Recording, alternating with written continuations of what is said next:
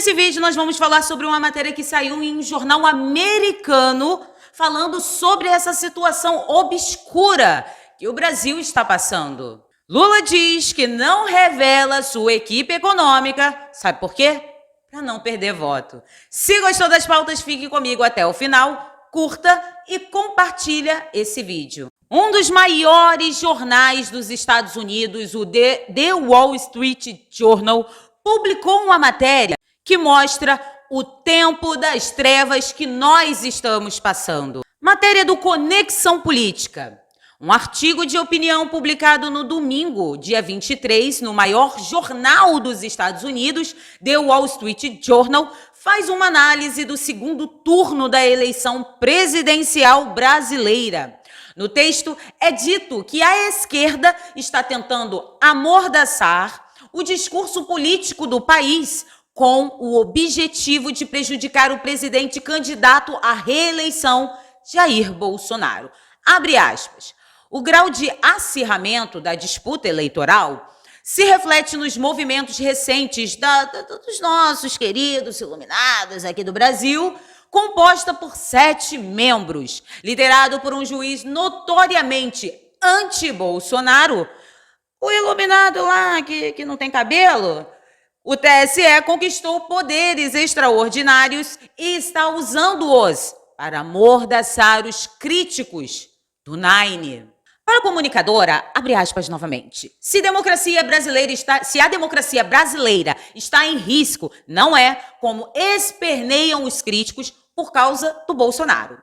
Ela frisa que o TSE assumiu o poder de definir o que é verdade ou o que é mentira no debate político e que agora tem a prerrogativa de excluir contas e perfis de todas as plataformas na internet. Gente, a nossa situação tá tão alarmante, tá assim, tão absurda, que um jornal americano, e diga-se de passagem, ele não é de direita, esse jornal não é conservador, está assim, abismado com o que está acontecendo aqui no nosso país no que diz respeito à opinião. Porque aqui é difícil você dar uma opinião, né? Porque dependendo da sua opinião, bom, você pode dar um passeio aí num carro escrito PF.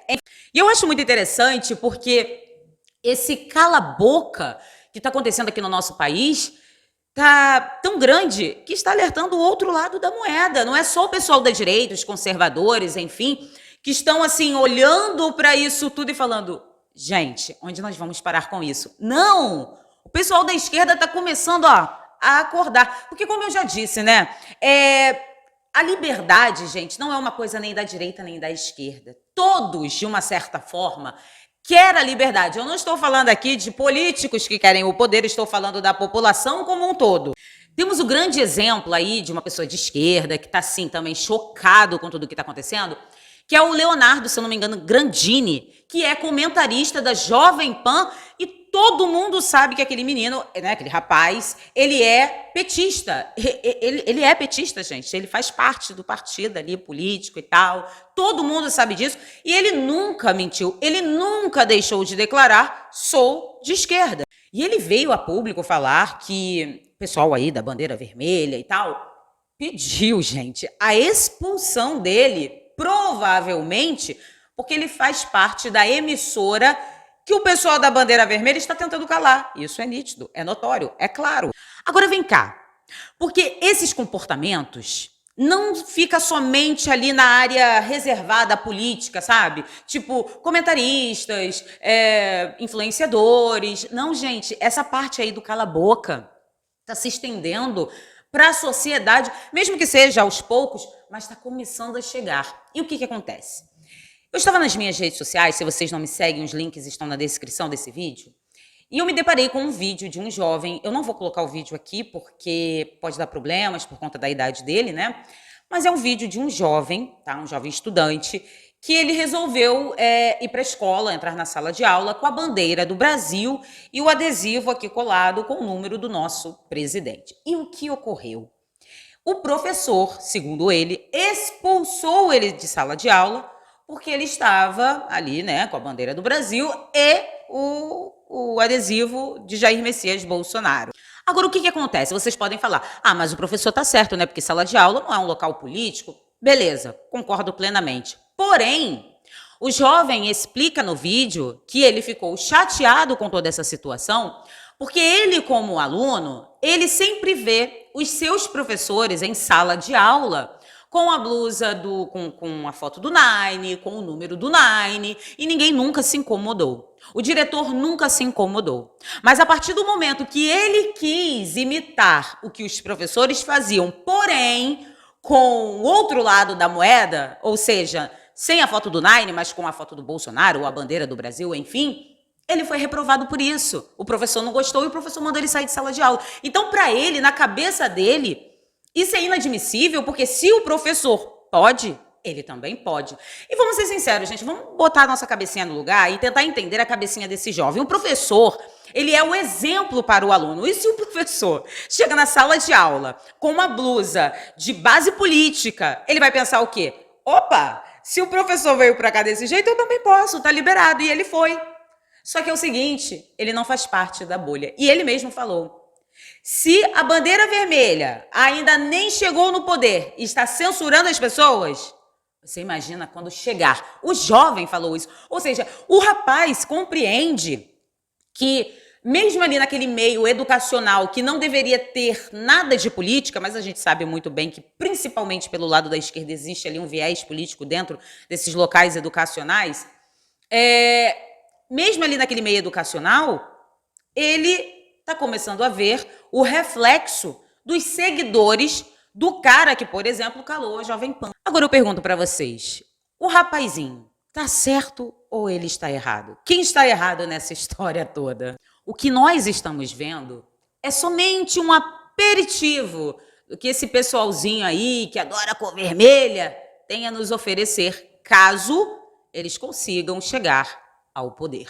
E sabe o que mais me assusta nessa história toda? É ver jornalistas como Mônica Bergamo, a Miriam Leitão, entre outros, aplaudindo essa situação que vem ocorrendo no nosso país de calar influenciadores, de calar uma emissora. Jornalistas que deveriam ser os primeiros a se agarrarem à liberdade de imprensa, à liberdade de expressão. Eles se acham a última bolacha do pacote e acreditam, porque parece que eles acreditam realmente que essa água nunca vai bater no bumbum. Ou, como minha mãe dizia, dessa água não beberei. E com tudo isso, fica muito claro que o maior medo do pessoal vermelho aí é a pluralidade de ideias, que num passado recente, eles falavam que lutavam por isso. Mas quando realmente existe uma emissora, por exemplo, que tem essa pluralidade de ideias, eles colocam de lado. Opa, essa daqui não pode participar, né, desse momento histórico. Agora, falando na cor vermelha, olha o que o Nine falou sobre economia. Chega mais. Eu adoro quando o Nine fala, gente. Deixa esse homem falar, porque quanto mais ele fala, mais ladeira abaixo. Essa matéria é do site Brasil Sem Medo, tá?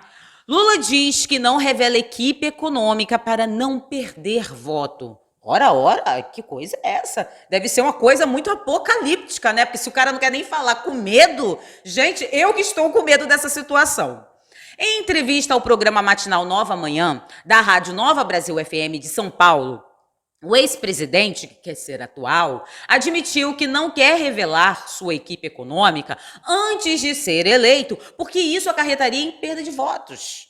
Além disso, Lula deu a entender que convidaria os mesmos nomes que compuseram seu primeiro governo, em sua maioria, como que eu posso dizer, foram para trás das grades ali por conta de uma maracutaia, se é que vocês me entendem, e o cara quer trazer de volta, né? Todo esse pessoal maravilhoso, lindo, né, que fez tão bem ao Brasil, que foi aí para trás das grades. Olha que beleza. O Nine não tem plano de governo, a gente sabe muito bem disso. O que ele tem é uma documentação de diretrizes, não é plano de governo. São 21 páginas de diretrizes, que quando você lê, dá até uma falta de ar ali, né? Se você não leu, dá uma lida. Mas Como que a gente pode ver o plano de governo dele? Quando ele fala, né, minha gente? Quando ele fala que vai ter o mesmo plano econômico da Argentina, que a Argentina tá maravilhosa, tá de vento em popa, né? E ele quer trazer isso para cá. Ele quer regulamentar os aplicativos, né? iFood, etc e tal. Olha que beleza, vai regulamentar, né? Isso aconteceu em algum um país aí também que tem um pezinho na esquerda, se é que vocês me entendem, e o aplicativo, ó, foi embora do Brasil. Então, o maior plano de governo do Lula, para você entender, é só você ouvir o que ele tem a falar. E eu lembro muito bem que no primeiro turno, o Nine falou o seguinte: eu vou revelar a minha equipe econômica, o meu plano econômico, enfim, após o primeiro turno. Eu não sei se ele estava assim muito certo que ia ganhar no primeiro turno, tanto que ele alugou ali a Paulista e tal, pá, mas não deu muito certo, ele não ganhou no primeiro turno, né? Então, assim, chegamos agora no segundo turno, ele também não quer falar. Ou seja, passamos esse período todo, o segundo turno tá acabando e o homem não quer abrir a boca. Aí eu pergunto, como é que a gente vai confiar numa pessoa dessa? Eu já não confio nem se ele falasse quem é a equipe econômica dele. Imagina ele não falando, né? Agora eu fico pensando, se o medo dele é porque ele vai colocar novamente todas as pessoas que participaram no seu primeiro governo, que foi para trás das grades, peraí. Não era ele que falava que ele estava sendo condenado pela primeira vez no mundo, porque ele é assim, né? Ele gosta de ser o primeiro do mundo, né? A gente já reparou isso. Pela primeira vez no mundo, uma pessoa está sendo condenada por ser honesta. Se ele é tão honesto assim, então fala aí, barbudo. Abra os pulmões, solte a voz, fale pra gente quem serão o pessoal que vai participar ali da sua equipe econômica, etc e tal. Conta pra gente, a gente quer saber, homem mais honesto deste universo de My God. Uma coisa é certa, ele não sabe como vai gerar emprego, né? Porque tem vídeo dele falando, tem até uns memes aí lá no Instagram, pessoal zoando pra caramba sobre esse assunto, né? Ele já disse, como que a gente vai gerar emprego? Eu não sei. O que interessa é eu chegar lá. Quando eu chegar lá, a gente vê como que vai ficar isso. Mas tem o seguinte, né? Vou falar aí para os navegantes. Para comer picanha e tomar cervejinha no final de semana, você tem que ter emprego. Se você não tiver emprego, não tem picanha, não tem cervejinha, meu amor. Não dá certo, não junta lé com cré. Só cai na lábia deste sujeito quem cai no canto da sereia. Espero que vocês tenham gostado. Se gostou, se inscreva, compartilhe, dê o seu like, comente, me sigam nas redes sociais. Os links estão na descrição desse vídeo. Muito obrigada pela atenção de todos e tenham um ótimo dia.